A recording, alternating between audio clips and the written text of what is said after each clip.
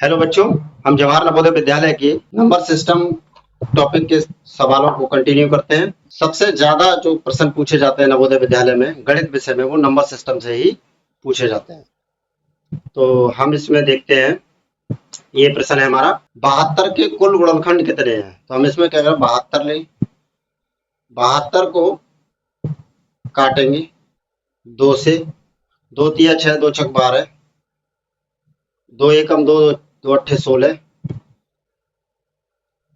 2 name 18, 3 से काटेंगे 3 तिया 9, यहाँ 3 से काटेंगे 3 एकम 3। तो 72 के गुणनखंड बनेंगे 2 2 2 2 3 बार है तो 2 की पावर 3, और 3 3 3 2 बार है तो 3 की पावर 2। तो इस तरह से हमारे गुणनखंड बनेंगे ये। अब हमारे कुल गुणनखंड जो पूछे गए, कुल गुणनखंड, तो कुल गुणनखंड आएंगे हमारे, जैसे ये पावर 3 आई तो इसमें एक जोड़ देंगे,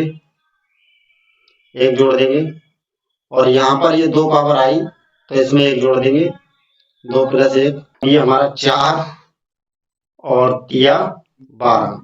तो इस तरह से हमारे कुल 12 गुणनखंड हो जाएंगे। प्रथम 10 प्राकृतिक संख्याओं का योग। तो इसके लिए जैसे 1 + 2 + 3 plus dash dash dash dash plus 10 तक जोड़ना है। इसका सूत्र होता है n ब्रैकेट n + 1/2, यानी कि ये लास्ट का नंबर जो 10 है वो लिखो, उससे एक बढ़ा के लिखो 11 और बटे 2, 2 से काटो 2 पंजे 10। अब 5 गुणा 11, 5 गुणा 11 यानी कि 11 पंजे 55। तो 55 इस प्रश्न का बिल्कुल सही जवाब रहेगा। अगला प्रश्न है हमारा, प्रथम 20 सम संख्याओं का योग ज्ञात करो। प्रथम 20 सम संख्याओं का योग ज्ञात करो। तो प्रथम 20 सम संख्याओं का योग, तो जैसे कि 2 4 + 6 + dash dash dash dash plus up to 40 तक ये जाएगा। तो 20 सम संख्याओं का योग क्या होता है, n ब्रैकेट n + 1। तो n का मान यहाँ पर 40 नहीं, n का मान 20 है, क्योंकि 20 है ये संख्या। तो 20 और गुणा 1 21, तो 20 और 21 की गुणा करेंगे तो 20 और 21 की गुणा हो जाएगी हमारी 420, यानी कि ऑप्शन नंबर 3 बिल्कुल सही जवाब है इस प्रश्न का। अगला प्रश्न देखते हैं, सबसे छोटी संयुक्त संख्या कौन सी है। संयुक्त संख्या पूछी जाए या फिर इसमें भाज्य संख्या हमसे पूछी जाए, भाज्य पूछी जाए सबसे छोटी या संयुक्त, दोनों का एक ही जवाब रहता है। सबसे छोटी संयुक्त संख्या है हमारी 4, तो सबसे छोटी संयुक्त संख्या 4 होती है। अगला प्रश्न देखते हैं हम, अगला प्रश्न है हमारा, सबसे छोटी अभाज्य संख्या। सबसे छोटी अभाज्य संख्या, तो सबसे छोटी अभाज्य की अगर हम बात करें तो सबसे छोटी अभाज्य संख्या 2 होती है, और एकमात्र सम अभाज्य संख्या होती है, सम अभाज्य। ऐसी कोई अभाज्य संख्या नहीं है 2 को छोड़ करके जो सम भी हो। तो ये ऑप्शन हो गया। अगला सवाल देखते हैं, सबसे छोटी पूर्ण संख्या। तो पूर्ण संख्या, तो पूर्णांक हमारे शुरू होते हैं 0 1 2 3 डैश डैश डैश। तो सबसे छोटी पूर्ण संख्या हमारी 0 हो जाएगी, तो ऑप्शन 1 बिल्कुल सही हो जाएगा इस सवाल का। अगला, सबसे छोटी प्राकृतिक संख्या। तो प्राकृतिक संख्या की अगर हम बात करें तो प्राकृतिक संख्या शुरू होती है, नेचुरल नंबर शुरू होते हैं 1 2 3 4 डैश डैश डैश से। तो सबसे छोटी प्राकृतिक संख्या कितनी होगी, 1। तो ये ऑप्शन 2 सही है इस सवाल का। अगला सवाल है हमारा, अगला सवाल है 99 में से न्यूनतम कितनी संख्या घटाई जाए कि प्राप्त संख्या 72 से पूर्णतः विभाजित हो जाए। तो हम सबसे पहले लिख लेंगे 9 9 9 6 बार है ये, 4 5 6, तो 72 से इसको हम काटेंगे। 72 एकम 72, 72 एकम 72, 7 बचा, यहाँ बचा हमारा 2, और ये हमने 9 उतार लिया। अब 7 तिया 21, तिया 21, 3 दूनी 6, और 3 सत्ते 21, ये बचा 3 और ये बचा 6 63। अब ये उतार लेंगे हम 9 ले लिया, तो ये 8 बार चले जाएंगे। 8 दूनी 16 के 6, 8 सत्ते 56, 56 और 1 57, तो ये 7 और यहाँ पर 5, तो ये यहाँ जाके घटा लेंगे, तो घटाने पर बचा 3 बचा और 13 में से 7 गए तो बचेगा ये 6, 63 बचा। अब 9 ले लिया, 39, 8 बार दे दिए, फिर ये हो गया 576, फिर हमारा ये 63 बच गया, फिर एक 9 ले लिया, फिर 8 बार दे दिया, फिर ये हो गया 576, फिर ये 63 बच गया। तो 63 नंबर जो है वो अगर घटा दिया जाए तो ये संख्या विभाजित हो जाएगी, किससे विभाजित हो जाएगी? 72 से पूर्णतः विभाजित हो जाएगी। ये भाग की क्रिया हमको इस सवाल में करनी थी। अगला सवाल है, कुल भाजकों की संख्या कितनी है? कुल भाजकों की संख्या कितनी है, ये सवाल है हमारा अगला। 2 की पावर दे रखा है हमें 12, 3 की पावर दे रखा है 5, 5 की पावर दे रखा है 2, तो यहाँ पर कुल भाजक, कुल भाजक, कुल भाजक पूछा जाए या गुणनखंड पूछा जाए? गुणनखंड एक ही बात होती है, कुल गुणनखंड या कुल भाजक। तो 12 में 1 जोड़ देंगे 13, 12 में 1 जोड़ देंगे ये 13, गुणा 5 में 1 जोड़ देंगे ये 6, पावर में जोड़ रहे हैं, और गुणा 2 में 1 जोड़ देंगे ये 3, तो ये हो गया 13 गुणा, यहाँ 1 जोड़ेंगे, गुणा 6 गुणा 3, तो 13 6 78 गुणा 3, 3 8 24 के 4, 3 7 21 और 2 23, तो 234 हमारा बिल्कुल सही जवाब आ जाएगा, बी उसका सही जवाब आएगा। अगला प्रश्न हल करते हैं कि किसी संख्या को 45 से भाग देने पर 17 शेष बचता है, तो उसी संख्या को 9 से भाग देने पर शेषफल होगा। तो 45 और 9 का कनेक्शन देते हैं कि 9 से 45 कटने वाला नंबर है, तो 17 को 9 से भाग कर देंगे, तो 9 एकम 9, बचा कितना? 8, तो 8 शेषफल बचेगा इसमें। इस तरह से इस प्रश्न का आंसर आ जाएगा 8। अगला प्रश्न हम देखते हैं कि किसी संख्या को 56 से भाग देने पर 29 शेष बचता है, तो 7 से भाग देने पर कितना शेष बचेगा? कितना शेष बचेगा जब 7 से उसको भाग दिया जाएगा? तो 7 से भाग 29 के लिए दे देंगे। सबसे पहले चेक ये कर लेंगे, ये 7 है, इससे ये 56 कट रहा है, यानी कि दोनों भाजक आपस में डिविजिबल हैं। तो 7 चौक 28, बचा कितना? 1, तो 7 से भाग करने पर 1 शेषफल बचेगा।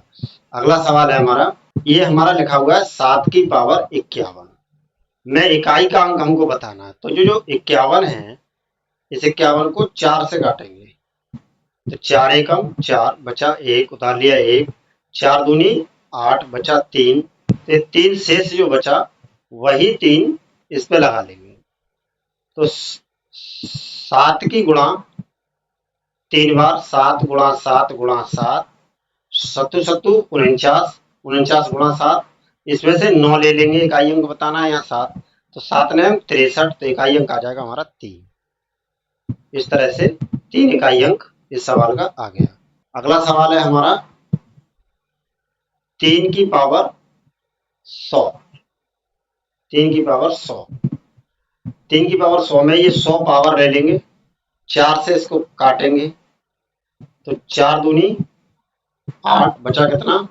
2, 20, 4 पंजे 20, तो 4 पंजे 20, यानी कि कुछ नहीं बचा। जब 0 बचता है तो 3 की पावर 4 ले लेंगे, इसका मतलब है 3 गुणा 3 गुणा 3 गुणा 3 गुणा 3, 0 नहीं लेते हैं, पावर 1 पूरा बार ले लेते हैं यही, तो ये 3 तिया 9 और ये 3 तिया 9, 9 ने 81, तो यहाँ पर इकाई अंक आ रहा है 1, तो ये पहला ऑप्शन बिल्कुल सही जवाब है इस सवाल के लिए।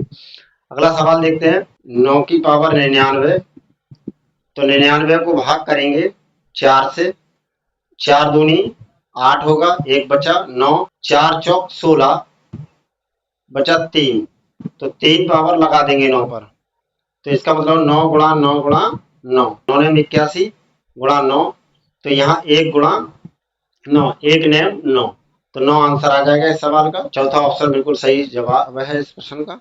अगला देखेंगे, मैं इकाई का अंक कितना होगा। तो इस सवाल में इकाई का अंक, इसमें से तो ये इकाई का अंक, इसमें से ये इकाई का अंक उठा लेंगे, 9 गुणा 9, और 9 ने कितना होगा 81, तो 1 आ जाएगा इकाई का अंक। अगला सवाल देखेंगे, 7 की पावर 50, अभी हमने 7 की पावर 51 वाला किया था, तो 7 की पावर 50, 50 को भाग करेंगे 4 से, 4 एकम 4, बचा 1, 10, 4 दूनी 8, बचा 2, तो 2 शेषफल बच गया हमारा, तो 2 शेषफल बच गया, तो 7 की पावर 2, इसका मतलब 7 गुणा 7, और शत्रु शत्रु 49, यानी इकाई का अंक ये 9 आ गया। तो ये ऑप्शन बिल्कुल सही जवाब है इस सवाल का। अगला देखेंगे, मैं इकाई का अंक बताओ, तो इसमें इकाई का अंक निकालने के लिए ये अंक हमारा 5, ये अंक हमारा 8, तो 5 गुणा 8, 5 अट्ठे 40, तो ये 0 हमारा अंक इकाई अंक आ गया, इकाई के स्थान पर अंक आ गया हमारा 0। अगला सवाल देखेंगे, निम्न में से कौन सी संख्या अभाज्य है। 91, यानी कि 13 गुणा 7, तो ये अभाज्य नहीं होगी। 87, ये 3 से कट जाएगी, 3 से कट जाएगी, ये 3 दूनी 6, 3 नेम 27, 29 तिया होता है 87, तो ये भी अभाज्य नहीं है। ये 93, 93 3 से कट जाएगी, 3 गुणा 3 तिया 9, 3 एकम 31 तिया 93, तो ये भी अभाज्य नहीं होगी। तो ये वाली एकमात्र अभाज्य संख्या होती है 91 से 100 तक। अगर देखा जाए तो एकमात्र संख्या 97, और ये 2 अंकों की सबसे बड़ी अभाज्य संख्या भी 97 ही होती है, 2 अंकों की सबसे बड़ी अभाज्य। इस सवाल को हम सॉल्व करेंगे, इस तरह के सवाल को। ये हमारा 2 की पावर 6 भाग 2 की पावर 2, अगर ये आधार समान है, ये आधार समान है, तो ऊपर घातें घट जाती हैं अगर यहाँ पर भाग हो, तो 2 की पावर 6 माइनस 2, तो 2 की पावर बचा 4। इस तरह से ऑप्शन ये सही हो गया। अगर यहाँ पर गुणा होता, जैसे 2 की पावर 6, ये अगली बात है, 2 की पावर 6 गुणा 2 की पावर यहाँ पर 2 होता, तो ये हो जाता 2 की पावर 8। गुणा में घातों को जोड़ देते, और ये भाग है, इस वजह से घातों को घटा दिया है, 2 की पावर 4 आंसर आएगा। अगला सवाल देखते हैं, निम्नलिखित में से कौन सी संख्या 11 से पूर्णतः विभाज्य है। इसके लिए सबसे पहले चेक करते हैं, तो सबसे पहले अंक से चलेंगे, 1 छोड़ देंगे 1, और यहाँ कुछ नहीं है, इनको जोड़ देंगे, तो ये आ गया हमारा 4। अच्छा, अब ये वाले 1 छोड़ के 1, तो ये भी हो गए 4, तो ये कितना हो गया 0, तो 0 आए अंतर, 11 आए, 22 आए, मतलब 11 की टेबल का कोई भी आए, तो यही आंसर हमारा बिल्कुल सही है, ये 11 से कट जाएगा, ये नहीं कटेगा।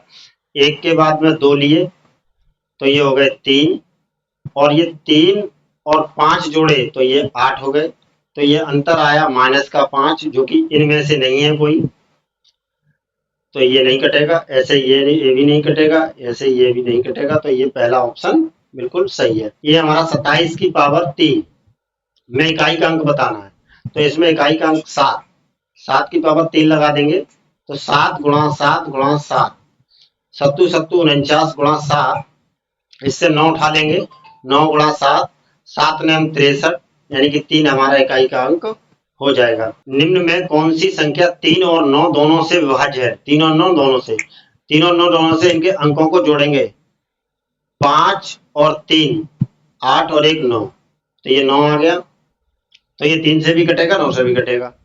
ये आ रहा हमारा 10, और ये 18, ये आ रहा है हमारा 18, और ये आ रहा है 8 और 4 12, और 6 18, और ये आ रहा है 9 और 1 10, और 5 15, तो ये विभाज्य नहीं है, और सभी कटेगी, ये वाली विभाज्य नहीं है, विभाज्य नहीं है होगा, इसमें नहीं है, तो ये वाली विभाज्य नहीं है, क्योंकि ये तो तीनों कट जाएंगी 3 से और 8 से। अगला सवाल का अभाज्य गुणनखंडों की संख्या हमको बतानी है। अभाज्य गुणनखंडों की संख्या निकालते हैं, 9 9 9 9, ये कितनी बार है 6 बार, 9 9, 9 से काट देंगे, 1 1 1 1 1 1, अच्छा इसको 11 से काट देंगे, तो ये 1 ना जाने का 0, फिर 1 ना जाने का 0, फिर 1, ये हो गया। फिर हम इसको 7 से काटेंगे। 7 एकम 7, 3 बचा 31, 7 चौक 28, 3 बचा 30, 7 चौक 28, 7 तिया 21। 13 से काटेंगे। 13 एकम 13, बचा 1 हो गया 14, 13 एकम 13 और 13 एकम 13, 111 आ गया। 111 एक 3, इसको हम 3 से काटेंगे। 3 तिया 9, 2 बचे 21, 3 सत्ते 21 और 37 को 37 से काटेंगे तो कितना आया 1। तो इस तरह से इसके गुणनखंड बने, यानी कि 9 9 गुणा 3 गुणा 11 गुणा 7 गुणा 13 गुणा 37 और ये 9 को लिख देंगे 3 की पावर 2 और 1 पावर ये है, तो ये पूरा हो जाएगा 3 की पावर 3 गुणा 11 गुणा 7 गुणा 13 गुणा 37। इस तरह से 3 तो ये और 1 ये 4 5 6 7, तो 7 इसके गुणनखंड आ जाएंगे। 7 गुणनखंड इसके आ जाएंगे। अगला सवाल है 3 की पावर 51 में इकाई का अंक हमको बताना है। 3 की पावर 51 में पावर जैसे ही आए 51 को 4 से काटेंगे। 4 एकम 4, 1 बचा 11, 4 दूनी 8, बचा 3, तो 3 की पावर 3 लगाएंगे। 3 की पावर 3 का मतलब होता है 27, तो ये हो गया 7। अगला सवाल है हमारा 11 की पावर 202। 11 की पावर 202 है, तो इसको 1 की पावर 202 करेंगे। ये इकाई का अंक 1 है, इसकी पावर 202 और 1 की कितनी पावर हो इकाई का अंक 1 ही रहता है। इस तरह से सवाल हल हो गया।